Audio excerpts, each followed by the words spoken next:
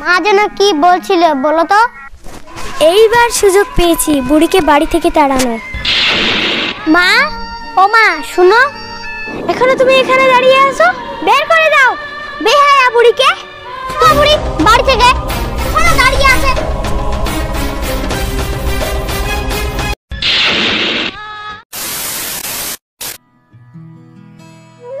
তো সেই দিন আমাদের এইরকম গ্রামের যে সমস্যাটা, এটা প্রচুর ক্রিটিক্যাল, ঠিক করতে হবে। দেখি কি করা যায়। ঠিক আছে? আচ্ছা, এটা কে চিনি চিনি লাগছে?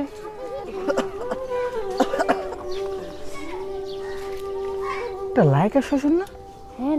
হ্যাঁ তো দেখে মনে হচ্ছে। ও বিআই সাহেব! আরে বিআই সাহেব যে, আসসালামু আলাইকুম ওয়া রাহমাতুল্লাহি ওয়া বারাকাতুহু। ওয়ালাইকুম আসসালাম ওয়া রাহমাতুল্লাহি ওয়া বারাকাতুহু। কেমন আছেন বেশে? জি বিআই সাহেব ভালো আছি আমি, আপনি কেমন আছেন? জি আলহামদুলিল্লাহ, আমরা সবাই ভালো আছি। তো কি বিআই সাহেব, আপনাকে তো এদিকে দেখা যাচ্ছে না, অনেক দিন পর দেখতে পেলাম, হঠাৎ কি মনে করি? না ভাই সাহেব, এদিকে একটু কাজে আসছিলাম, কিন্তু তা না হলে তো এদিকে আর আসাই হয় না আমার। বিআই সাহেব এসেছেন, খুব ভালোই করেছেন। শুনলাম আপনার বিএনের নাকি প্রচুর শরীর খারাপ, ঠিক মতন খেতেই পারছে না।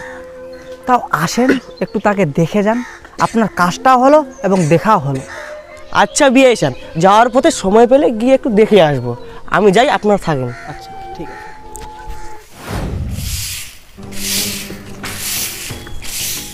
বুড়িকে বের করে দিয়ে এখন আমরা ভালোই আছি, এখন শান্তিতে আছি। বুড়ি থাকলে শুধু বক বক করে যায়। যাক, ভালো হয়েছে বুড়িকে বাড়ি থেকে বের করে দিয়ে।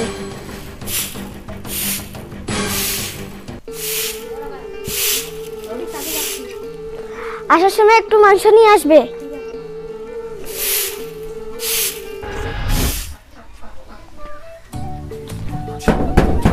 বেটি রাবেয়া, মা রাবেয়া। কে? মা তোর বাবা বলছি আমি। রাবেয়া দরজাটা খোল মা। আচ্ছা যাচ্ছি। আসো বাবা আসো। চলো চলো মা চলো। আসো বাবা আসো, বসো। না মা, আমি আর বসবো না এখন। এই দিক দিয়ে যাচ্ছিলাম, তোমাদের গ্রামের এক ভদ্রলোক বলল বিয়ানের নাকি প্রচুর শরীর খারাপ, তাই দেখতে আসলাম বিয়ানকে। তো কোথায় বিয়ানকে তো দেখতে পাচ্ছি না। আব্বা, আমার বিয়ের পর থেকে এতদিন পরে আজ আমি একটু শান্তি পেলাম। কালকে বুড়িকে আমার বাড়ি থেকে বের করে দিয়েছি। আব্বা, আমার কোনো আর ঝামেলা নাই। আমি চলে যাচ্ছি। চলে কেন যাবে বাবা? অনেকদিন পর এসেছো, মুখে কিছু দিয়ে যাও। অনেক ভালো ভালো রান্না করেছি, শান্তি মতন একটু খেয়ে যাও। এ কি মা, তুই কি করেছিস? তোর বুড়ো শাশুড়ি মাকে তুই বাড়ি থেকে তাড়িয়ে দিয়েছিস। ছি, এখন তুই ভালো ভালো রান্না করে খাচ্ছিস আর আমাকেও বলছিস খেতে। তোর বাড়িতে খাওয়ার তো দূরের কথা, আমার আশাটাই ঠিক হয়নি। শাশুড়ি মানে তুই কি জানিস?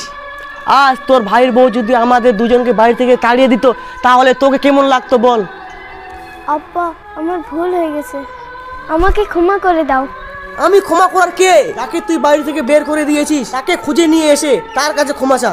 আর যদি সে ক্ষমা করে দে, তাহলে আমিও ক্ষমা করে দেবো তোকে। তোর বাড়িতে আমি আর এক মুহূর্ত থাকবো না। কি হয়েছে বাবা? আপনি কিনে তো রেগে আছেন, আসেন একটু খেয়ে যান। আপনার মেয়ে ভালো ভালো রান্না করেছে। আমি আর তোমাদের বাড়িতে এক মুহূর্তের জন্য থাকবো না।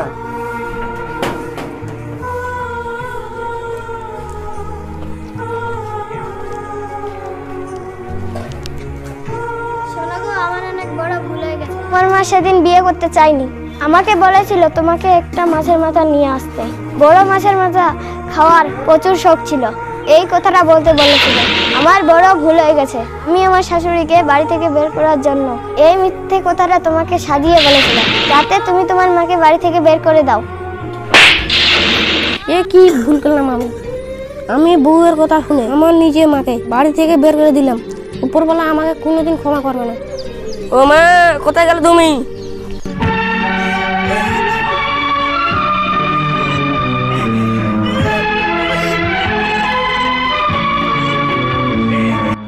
আমার নিজের ছেলে আমাকে বাড়ি থেকে বের করে দিল, উপরবেলা যেন ওকে শান্তিতে রাখে।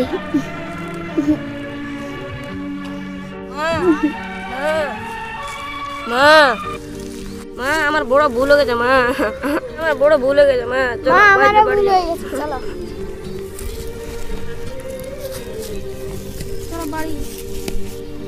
বাড়িতে গিয়ে তোমাকে একটা বড় মাছের মাথা খাওয়াবো।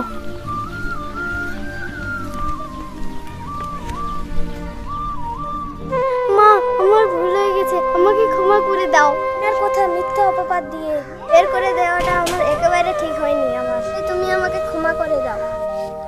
বিয়ান, আমার মেয়ের বড় ভুল হয়ে গেছে, ওকে ক্ষমা করে দে। ওরা ছোট মানুষ, কি বলতে কি বলে ফেলেছে, ওদের কথায় কান দিও না, পারলে ওদেরকে ক্ষমা করে দাও সবাই। হে মা, আমি কি তোমাদের না ক্ষমা করে থাকতে পারি? আমি তোমাদের সবাইকে ক্ষমা করে দিয়েছি। একটি মেয়ে যতই খারাপ হোক না কেন, তার আদর্শ শিক্ষা তার বাবা মার কাছ থেকেই শেখে।